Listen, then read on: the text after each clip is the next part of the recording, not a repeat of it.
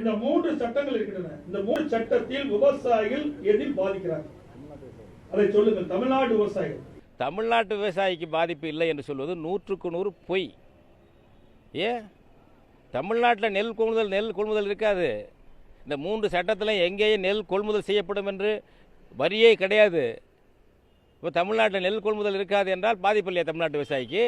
விவசாயிகள் உற்பத்தி செய்கிற விளைபொருளை அவர் நல்ல விலைக்கு விற்க வேண்டும், லாபகரமாக அந்த தொழில் நடக்க வேண்டும் என்பதுதான் நான் அம்மாவுடைய அரசனுடைய விருப்பம். அதைத்தான் நாங்கள் நிறைவேற்றிட்டு இருக்கிறோம்.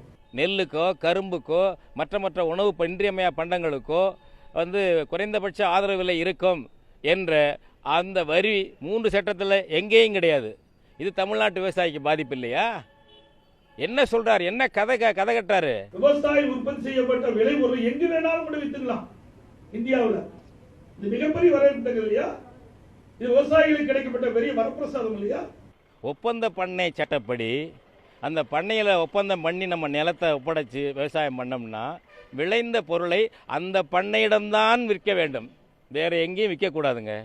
எடப்பாடி பழனிசாமி சட்டத்தை படித்தார் இல்லையா? அவருக்கு படிக்கிறது சிரமமாக இருந்தால் அவருக்கெல்லாம் ஐஏஎஸ் அதிகாரிகள் இருக்காங்கல்ல, எது சொல்ல மாட்டாங்களா அவங்க? அதெல்லாம் விவசாயம் இருந்தால் ஆதரிக்கிறேன்.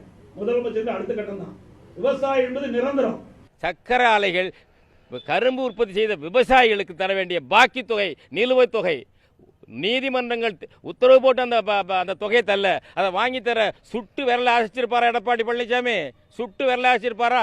ஈவு உண்டா, இறக்கம் உண்டா? இதான் விவசாயி வேடம் போடுறாரு. யாரோ வேற ஆளுக்கு தரகு வேலை பார்த்துக்கிட்டு விவசாயிக்கு வேடம் போடுகிறார்.